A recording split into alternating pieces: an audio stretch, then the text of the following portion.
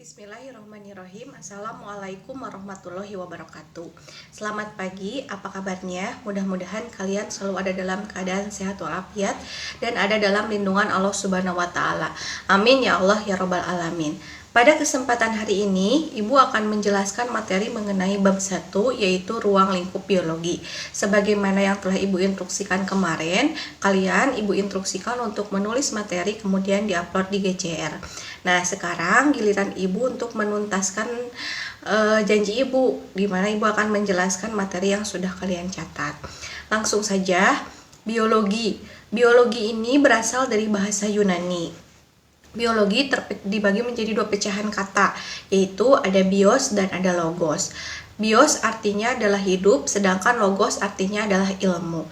Jadi dapat diartikan biologi itu adalah ilmu yang mempelajari tentang makhluk hidup.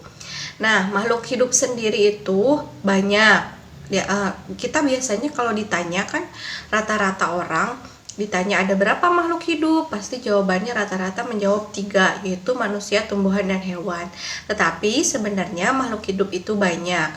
Secara garis besar, makhluk hidup itu dibagi menjadi 2 jenis, yaitu ada makroorganisme dan ada mikroorganisme. Makroorganisme artinya makhluk hidup yang berukuran besar sehingga dapat dilihat oleh kasat mata dan diamati oleh mata telanjang. Sedangkan untuk mikroorganisme yaitu makhluk hidup yang berukuran kecil sehingga tidak dapat diamati atau dilihat menggunakan kasat mata. Jadi kita memerlukan alat bantuan nih, yaitu mikroskop. Contoh dari makhluk hidup yang berukuran besar diantaranya ada manusia, tumbuhan, hewan. Nah, sedangkan untuk makhluk hidup yang berukuran kecil, contohnya ada bakteri, virus, amuba, plankton, fitoplankton, dan lain sebagainya. Nah, tadi Ibu sudah bahas bahwa mikroorganisme itu memerlukan bantuan untuk mengamatinya. Nah, bantuan tadi yaitu dinamakan dengan alat mikroskop. Mikroskop sendiri dibagi menjadi 2 jenis, ada mikroskop cahaya dan ada mikroskop elektron. Mikroskop cahaya ini mengandalkan cahaya matahari sebagai pencahayaannya. Sedangkan untuk mikroskop elektron dia mengandalkan listrik. Jadi harus dan wajib terhubung ke listrik. Kalau tidak ada listrik maka tidak dapat berfungsi dengan baik. Lanjut, makhluk hidup sendiri memiliki pengertian yaitu organisme yang mampu beradaptasi dan mampu bereproduksi untuk mempertahankan jenisnya. Nah, ciri-ciri makhluk hidup secara umum ada 6. Di antaranya dia bergerak, bernapas, kemudian makan dan minum, kemudian tumbuh dan berkembang, iritabilitas, dan mampu beradaptasi. Nah, kalian tentunya harus sudah bisa membedakan ya, apa bedanya makhluk hidup dan makhluk tak hidup. Nah, makhluk dikatakan hidup jika sudah memenuhi ke-6 syarat-syarat atau ciri-ciri makhluk hidup yang sudah Ibu sebutkan tadi. Lanjut lagi, kita akan membahas materi mengenai ciri-ciri biologi sebagai ilmu. Ciri-ciri biologi sebagai ilmu itu ada 7. 1. Biologi memiliki objek kajian. Kemudian 2. Biologi memiliki metode ilmiah. Kemudian 3. Biologi bersifat objektif. Yang keempat bersifat analitik. Yang kelima bersifat universal. Kemudian yang keenam biologi bersifat verifikatif. Nah, dan yang terakhir biologi ini bersifat sistematis. Nah, untuk hari ini kita akan bahas dulu mengenai biologi memiliki objek kajian dan metode ilmiah. Kita bahas biologi memiliki objek kajian. Biologi memiliki objek kajian yang sangat banyak, yaitu seluruh makhluk hidup yang hidup di muka bumi. Jika diperinci dari yang terkecil sampai yang terbesar, objek kajian biologi itu ada 12. Pertama ada molekul, kemudian yang kedua ada organel sel, kemudian yang ketiga ada sel, yang keempat ada jaringan, yang kelima ada organ, lalu sistem organ, kemudian organisme atau individu, lalu berikutnya ada komunitas, populasi, kemudian komunitas, ekosistem, bioma, dan yang terakhir adalah biosfer. Nah, berbicara tentang molekul, molekul ini adalah gabungan dari beberapa atom. Namun bedanya pada pelajaran biologi, molekul yang dibahas lebih ke lebih ke zat-zat seperti karbohidrat, protein, dan lemak. Nah, kalian tadi makan gak di rumah sebelum tadi belajar? Kalau kalian makan, apa yang kalian makan? Kalau kalian makan nasi, otomatis nasi tersebut mengandung karbohidrat. Kalau kalian makan daging, berarti otomatis daging tersebut mengandung protein. Nah, mungkin daging tersebut digoreng menggunakan minyak, dan minyak itu pastinya mengandung lemak. Nah, ketiga nutrisi tersebut nantinya akan dimakan melalui makanan, masuk ke dalam tubuh kita, kemudian diserap. Lalu si nutrisi-nutrisi tersebut si zat-zat tersebut berfungsi untuk menutrisi organel sel. Organel sel itu adalah organ-organ yang ada di dalam sel. Organel sel contohnya ada mitokondria, badan Golgi, kemudian retikulum endoplasma, sitoplasma, dan lain sebagainya. Ada nukleus, masih banyak lagi. Kemudian yang selanjutnya, objek kajian biologi setelah organel masuk ke sel. Sel sendiri adalah unit terkecil makhluk hidup. Tubuh kita itu berbicara tentang sel tadi, sel adalah unit terkecil makhluk hidup. Kita manusia tersusun dari banyak sel, dari jutaan sel. Layaknya sebuah bangunan terdiri dari banyaknya batu bata yang tersusun rapi. Sama, tubuh kita juga tersusun dari banyaknya sel. Nah, sel ini harus kita rawat, harus kita jaga, jangan sampai dia rusak ataupun mati. Jika terjadi kematian secara massal, maka tubuh kita akan mengalami kematian juga, itu yang disebut dengan meninggal. Nah, lanjut, gabungan dari beberapa sel yang memiliki bentuk dan fungsi yang sama, dia akan bergabung untuk membentuk sebuah jaringan. Lalu gabungan dari jaringan, mereka akan membentuk yang namanya organ. Organ sendiri juga banyak, contohnya ada jantung, kemudian ada paru-paru, kemudian ada otak, ada hati, ada ginjal, dan lain sebagainya. Nah, dilanjut, gabungan dari banyaknya organ, mereka akan membentuk sebuah sistem yang dinamakan dengan sistem organ. Contoh, misalkan ada sistem organ pernapasan, terdiri dari beberapa organ luar dan organ dalam. Organ luarnya seperti hidung, kemudian ada organ dalam seperti laring, tenggorokan, bronkus, bronkeolus, kemudian alveolus, paru-paru. Nah, gabungan dari banyaknya sistem organ, mereka akan membentuk sebuah organisme atau individu.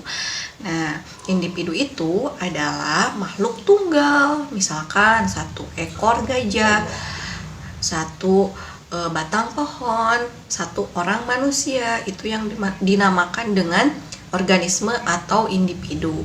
Gabungan dari banyak individu, mereka akan membentuk sebuah populasi, dan gabungan dari banyak populasi, mereka akan membentuk komunitas. Lalu di dalam komunitas ini akan terjadi sebuah interaksi pada sebuah ekosistem, di mana interaksi tersebut terjadi interaksi antara abiotik dan biotik, antara makhluk tak hidup dengan makhluk hidup. Nah, lanjut, gabungan dari banyak ekosistem, dia akan membentuk bioma. Bioma juga banyak, ada bioma taiga, ada tundra, kemudian ada hutan hujan tropis, ada bioma gurun pasir, dan masih banyak lagi. Gabungan dari banyak bioma nanti akan membentuk biosfer. Biosfer itu adalah bumi yang kita tempati, atau planet bumi ini itu disebut dengan biosfer. Nah, saking banyaknya objek kajian biologi, makanya ilmu biologi dicabang-cabang lagi sesuai dengan objek yang akan dikaji, supaya lebih detail dan lebih mendalam.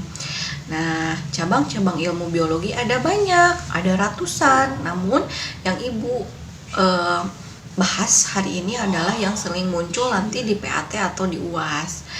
Nah, cabang-cabang ilmu biologi itu misalnya contoh ada sitologi, ilmu yang mempelajari tentang sel, kemudian ada histologi, ilmu yang mempelajari tentang jaringan, lalu kemudian ada virologi, ilmu yang mempelajari tentang virus, ada bakteriologi, ilmu yang mempelajari tentang bakteri, kemudian ada botani, ilmu yang mempelajari tentang tumbuhan, ada zoologi, ilmu yang mempelajari tentang hewan, dan masih banyak lagi. Nah, itu mungkin materi untuk pertemuan kedua. Mudah-mudahan kalian dapat dimengerti. Ibu sih harap mudah-mudahan kalian tidak puas sehingga kalian bisa mencari materi-materi selanjutnya baik dari media apapun ya. Terima kasih banyak atas perhatiannya. Terima kasih juga yang sudah mengerjakan tugas tepat waktu. Ibu apresiasi.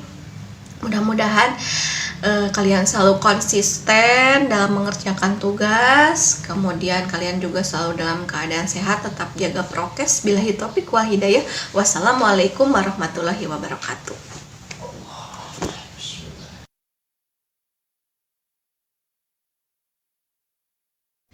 Assalamualaikum warahmatullahi wabarakatuh. Apa kabarnya kalian semua? Mudah-mudahan kalian selalu ada dalam keadaan sehat walafiat dan ada dalam lindungan Allah Subhanahu wa taala. Amin ya Allah ya Rabbal alamin. Pada kesempatan hari ini, Ibu akan menjelaskan materi mengenai metode ilmiah. Apa sih metode ilmiah itu dan apa langkah-langkah pada metode ilmiah itu?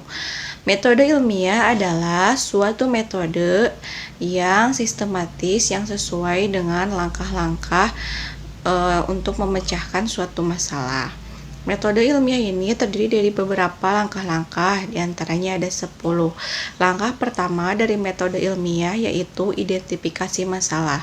Kemudian langkah yang kedua yaitu rumusan masalah atau membuat rumusan masalah.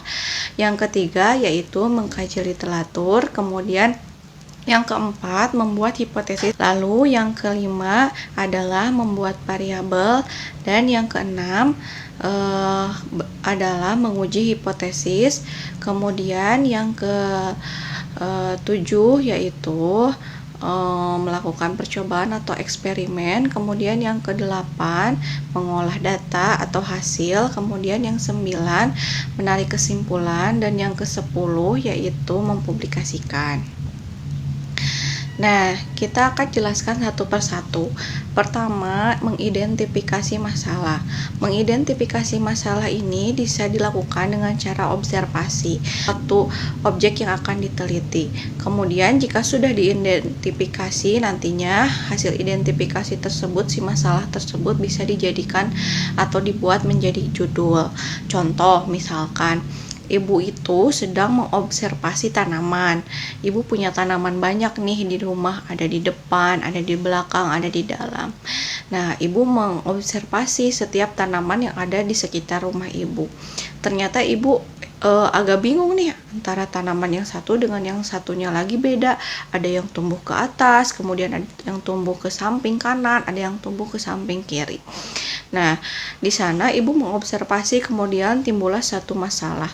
Ibu berpikir apakah mungkin pengaruh arah tanaman ini dipengaruhi oleh cahaya matahari. Nah, itu bisa dijadikan sebuah masalah untuk kita teliti. Nah, masalah tersebut nantinya bisa dijadikan judul. Contohnya, pengaruh cahaya matahari terhadap pertumbuhan tanaman. Nah, setelah didapat masalah itu atau objek yang akan diteliti, kemudian langkah selanjutnya kalian membuat rumusan masalah. Ingat, rumusan masalah itu harus terdiri dari kalimat tanya. Tidak boleh kalimat perintah atau kalimat seru. Kalian buat pertanyaan-pertanyaan yang merujuk pada objek yang akan kita teliti. Misalkan, mengapa arah pertumbuhan tanaman berbeda-beda, atau yang kedua, adakah pengaruh cahaya terhadap pertumbuhan-tumbuhan, seperti itu.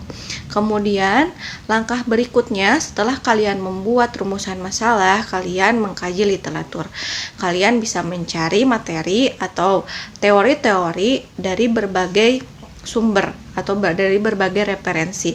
Kalian bisa cari materi dari buku, kalian bisa cari dari internet, kemudian bisa dari dari jurnal dan lain sebagainya. Ibu lupa, kalian harus mencari yang sesuai dengan materi yang akan kalian teliti. Jangan kesana kemari. Kalau kalian mau meneliti tentang pengaruh cahaya terhadap tumbuhan, kalian harus mencarinya sesuai yang kalian akan teliti tadi, tentang cahaya, tentang intensitas cahaya, tentang tumbuhan, tentang pengaruhnya. Lalu setelah kalian sudah dapat teori-teorinya, nanti kalian lanjut ke tahap berikutnya, yaitu membuat hipotesis. Hipotesis itu ada dua, ada H0 dan ada H1.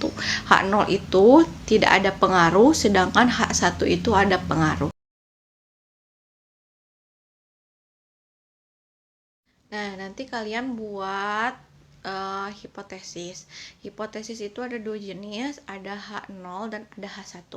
H0 itu tidak ada pengaruh, sedangkan H1 itu ada pengaruh. Contohnya seperti ini. Untuk H0, cahaya matahari tidak berpengaruh terhadap pertumbuhan tumbuhan. Kalau untuk H1, cahaya matahari berpengaruh terhadap pertumbuhan tanaman. Seperti itu. Nah, jika sudah membuat hipotesis, langkah selanjutnya kalian membuat variabel. Variabel itu ada 3, ada variabel bebas, ada variabel terikat, kemudian ada variabel kontrol. Untuk variabel bebasnya yaitu yang mempengaruhi, sedangkan variabel terikatnya yang dipengaruhi. Nah, kalau dilihat dari masalah yang tadi Ibu contohkan antara cahaya dengan tumbuhan, maka yang mempengaruhi atau variabel bebasnya yaitu cahaya matahari. Sedangkan untuk variabel terikatnya yaitu yang dipengaruhi, maka yang termasuk pada variabel terikat tersebut, jika dilihat dari judul, contohnya adalah tumbuhan. Dan ada lagi satu variabel kontrol. Variabel kontrol itu adalah perlakuan, di mana setiap perlakuan itu harus sama. Diawali dari potnya harus sama bentuk dan ukurannya, kemudian tanamannya harus sama. Jika kalian mau menanam cabai, cabainya harus sama, kemudian kadar airnya harus sama, kadar pupuknya juga harus sama. Nanti ketika proses penelitian gak boleh beda-beda ya. Kalian menguji hipotesis ini artinya kalian akan menguji apakah benar si cahaya itu ada pengaruhnya atau tidak. Untuk membuktikan, bisa dilakukan dengan cara eksperimen atau percobaan.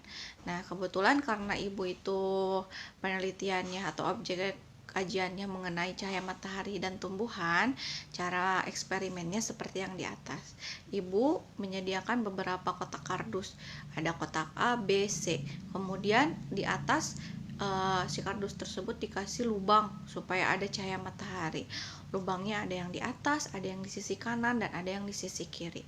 Ibu amati selama beberapa hari, kurang lebih 1 minggu. Ternyata hasil pengamatan si tumbuhan ada yang tumbuh ke atas lurus arah tumbuhnya, ada yang arah tumbuhnya bertambah panjang tapi arah tumbuhnya ada yang belok ke kiri dan ada yang belok ke kanan. Nah, hasil dari penelitian tersebut dimasukkan atau ditulis pada bagian memproses atau menganalisis data. Di sana kalian nanti bikin tabel pengamatan, hasil pengamatan tadi ditulis secara rapi. Nah, kalau sudah ditulis, nantinya kalau sudah selesai pengamatannya akan ditarik kesimpulan, yaitu pada tahap ke-9. Nah, di sana kalian tarik kesimpulan, apa kesimpulan hasil dari pengamatan kalian. Nah, kebetulan hasil dari pengamatan Ibu tadi, cahaya itu sangat berpengaruh terhadap arah tumbuhan atau arah tumbuh tanaman. Nah, jadi kalau tanaman itu sangat amat mengikuti arah cahaya gitu. Nah, berarti terbukti di sini yang H1 itu benar-benar terjadi gitu, sangat mempengaruhi. Jadi cahaya sangat mempengaruhi terhadap pertumbuhan tanaman. Nah, setelah selesai nantinya si hasil penelitian kalian itu harus dipublikasikan. Dipublikasikannya bisa berbagai cara. Bisa kalian nantinya dibuat kayak seperti buku, kemudian disimpan di perpustakaan supaya orang lain dapat baca, kemudian dapat menambah ilmu.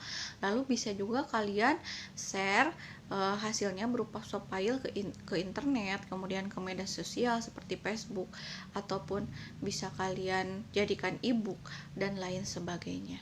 Nah, yang pada intinya kalian harus mempublikasikan supaya hasil penelitian kalian itu bisa dibaca oleh orang lain sehingga bisa menambah ilmu juga untuk orang lain. Nah, itu mengenai metode ilmiah. Bismillahirrahmanirrahim. Assalamualaikum warahmatullahi wabarakatuh. Selamat pagi semuanya. Alhamdulillahirrahmanirrahim. Pada kesempatan hari ini kita kembali oleh Allah diberikan nikmat sehat sehingga bisa masuk ke pembelajaran berikutnya, yaitu kita akan belajar mengenai materi keanekaragaman hayati yang ada di bab 2. Nah, sebelumnya Ibu sudah membuat peta konsepnya apa saja yang akan kita pelajari hari ini, di mana kita akan mempelajari keanekaragaman hayati yang dibagi menjadi 2. Ada tingkat keanekaragaman dan yang berikutnya keanekaragaman hayati di Indonesia. Untuk tingkat keanekaragaman sendiri dibagi 3, ada tingkat gen, ada tingkat spesies, dan terakhir ada tingkat ekosistem. Untuk ekosistem sendiri dibagi 2, ada ekosistem darat dan ada ekosistem akuatik. Nah, berikut materi di atas ini yang akan kita pelajari. Langsung saja tanpa berlama-lama lagi, apa sih sebenarnya pengertian keanekaragaman hayati ini? Keanekaragaman hayati memiliki pengertian yaitu variasi pada makhluk hidup dalam berbagai aspek, baik yang hidup di darat, di lautan, ataupun di tempat-tempat akuatik lainnya. Nah, mungkin ada pertanyaan di dalam benak kalian, Ibu, seperti apa tempat-tempat akuatik lainnya? Nah, seperti danau, kemudian waduk, sungai, kemudian seperti rawa. Nah, itu tempat-tempat di akuatik lainnya. Bahkan kolam juga bisa disebut di tempat-tempat akuatik lainnya, artinya di luar lautan seperti itu. Kemudian keanekaragaman hayati ini dapat dilihat dari perbedaan bentuk, perbedaan ukuran, dan perbedaan warna. Jadi jika ada makhluk hidup atau spesies yang memiliki perbedaan dilihat dari bentuk, ukuran, dan warna, itu sudah termasuk pada keanekaragaman hayati walaupun mereka itu satu jenis, seperti itu. Keanekaragaman hayati sendiri dibagi menjadi 3 tingkatan. Yang pertama ada tingkat gen, kemudian yang kedua ada tingkat spesies, dan yang terakhir ada tingkat ekosistem. Mari kita bahas satu persatu. Yang pertama, keanekaragaman tingkat gen. Kenapa sih bisa terjadi keanekaragaman tingkat gen? Nah, ini sebenarnya sering kita temui dalam kehidupan sehari-hari.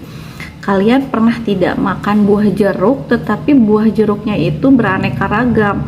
Artinya ada jeruk bali, ada jeruk nipis, ada jeruk lemo, ada jeruk medan, ada jeruk sunkist, kemudian ada jeruk mandarin. Nah, itu sudah termasuk pada keanekaragaman gen. Atau mungkin kalian juga pernah makan buah mangga. Mangga itu beraneka ragam kan ya? Ada mangga golek, ada mangga simana lagi, kemudian ada mangga cengkir. Nah, itu juga sudah termasuk pada keanekaragaman gen. Jadi sebenarnya apa sih keanekaragaman gen itu? Nah, keanekaragaman gen itu bisa terjadi karena adanya variasi gen di dalam suatu spesies. Jadi jenisnya satu tetapi variasinya banyak, seperti yang tadi Ibu bilang, kalau pada buah-buahan Misalnya buah mangga, buah jenisnya satu buah mangga tetapi variasinya banyak. Ada buah mangga golek, mangga cengkir, kemudian mangga si mana lagi. Dan apa sih yang menyebabkan perbedaannya itu? Yang membedakannya itu adalah sifatnya. Ada yang manis, ada yang asam, ada yang asam tapi agak kemanis-manisan. Jadi yang membedakannya itu di segi sifat atau karakternya. Ada nggak sih contoh keanekaragaman gen di tingkat hewan? Barangkali ada yang tahu?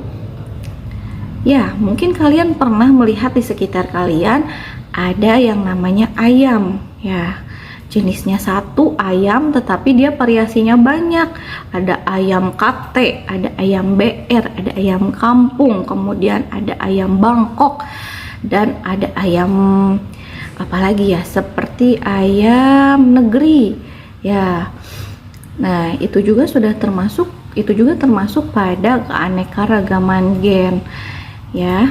Kemudian contoh lainnya itu misalkan burung kakatua. Nah, burung kakatua kan itu beraneka ragam. Dilihat dari warna bulunya itu beraneka macam. Ada yang merah, kakatua merah, ada kakatua kuning, kakatua putih gitu. Terus tadi itu hewan-hewanan. Nah, untuk buah-buahan tadi kan Ibu sudah mencontohkan dua ya, jeruk beserta buah mangga. Nah, sekarang Ibu ada contoh satu lagi nih mengenai keanekaragaman tingkat gen pada buah-buahan. Misalkan pada belimbing nih, belimbing itu kan itu beraneka macam ya. Ada jenisnya, ada belimbing wulu, belimbing sembring, kemudian ada belimbing Malaysia, ada belimbing madu, ada belimbing Demak, kemudian ada belimbing Magetan. Nah, itu beraneka ragam, rasanya juga berbeda-beda. Nah, untuk durian itu banyak sekali jenisnya. Kalau kalian searching nih ya di Google, itu durian ada lebih dari 20 macam di Indonesia. Seperti ada durian montong yang terkenal sangat manis, kemudian ada durian petruk, durian bawor, durian musangking. Nah, kalau musangking kan sering kalian dengar di itu ya, di kartun Upin Ipin. Kemudian ada durian bokor, ada durian tembaga, ada durian merah yang daging duriannya kemerahan. Kemudian ada durian sandimulyo dan masih banyak lagi seperti itu. Nah, itu untuk keanekaragaman tingkat gen. Sekarang kita akan lanjut ke keanekaragaman tingkat spesies. Seperti apa keanekaragaman tingkat spesies?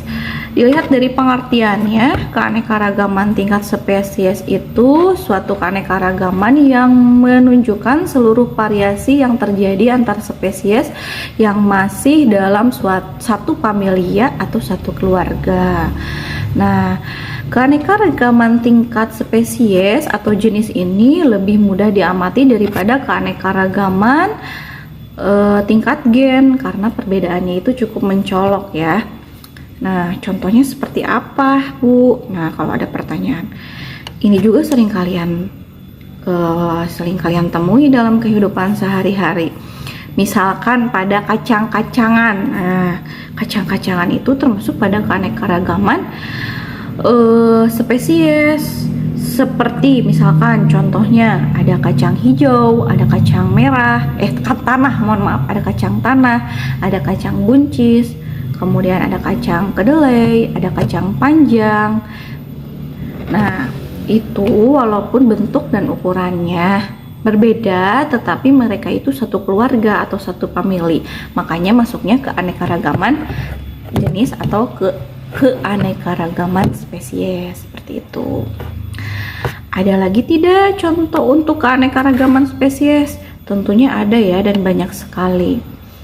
Nah, seperti contoh lain misalkan pada buah-buahan ya, ada melon sama semangka. Nah, itu termasuk pada keanekaragaman spesies. Walaupun melon dan semangka itu bentuk dan ukurannya berbeda, bahkan warna dagingnya juga berbeda, tetapi mereka itu satu keluarga. Makanya termasuk pada keanekaragaman spesies. Yang berikutnya sering kita temui juga di belakang rumah kita, yaitu pohon kelapa. Nah, untuk pohon kelapa ini termasuk pada keluarga palem-paleman atau famili Palmae, di mana contohnya keanekaragamannya itu seperti pohon kelapa, pohon pinang, pohon aren. Nah, mereka itu satu famili atau satu keluarga yang termasuk pada keanekaragaman spesies. Untuk binatang nih, untuk binatang itu kucing-kucingan. Misal contohnya adalah kucing-kucingan. Ada kucing kampung, kemudian ada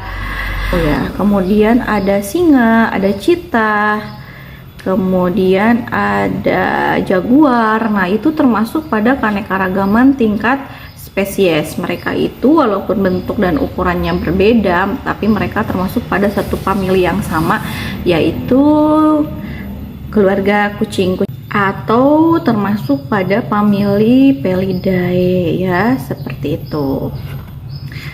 Lalu kita akan lanjut ke materi berikutnya, yaitu mengenai keanekaragaman tingkat ekosistem. Nah, kalau ini lebih luas gitu, cakupannya lebih luas. Keanekaragaman ini bukan hanya satu individu atau satu spesies atau beberapa spesies, melainkan ini banyak cakupannya. Bahkan di dalamnya juga ada keanekaragaman biotik dan abiotiknya ya. Keanekaragaman ekosistem ini yaitu suatu variasi komponen biotik atau makhluk hidup dan abiotik makhluk tidak hidup dalam suatu lingkungan ya. Jadi dalam suatu lingkungan itu ada perbedaan komponennya, ada keanekaragaman komponennya antara biotik maupun abiotiknya. Misalkan keanekaragaman ekosistem darat itu beraneka ragam ya. Di darat itu ada ekosistem gurun, ekosistem hutan hujan tropis, ekosistem hutan gugur, ekosistem taiga, ekosistem Sahara atau stepa, kemudian ekosistem kars, seperti itu. Nah, sedangkan kalau di akuatiknya sendiri itu juga sama, ada keanekaragaman. Misalkan ada ekosistem danau, ekosistem laut, kemudian ada ekosistem waduk, ekosistem rawa, sungai, dan lain sebagainya, seperti itu. Nah, itu yang dinamakan keanekaragaman ekosistem. Jadi ada perbedaan antara komponen satu ekosistem dengan komponen satu ekosistem yang lainnya, seperti itu. Cukup dipahami ya, cukup mudah dibedakan juga perbedaan antara keanekaragaman tingkat gen, kemudian keanekaragaman tingkat spesies, dan yang terakhir keanekaragaman tingkat ekosistem. Nah, segitu dulu materi dari Ibu. Nanti kita akan lanjut materi berikutnya mengenai persebaran flora dan fauna di Indonesia. Mudah-mudahan bisa dipahami. Billahi taufiq wal hidayah. Wassalamualaikum warahmatullahi wabarakatuh.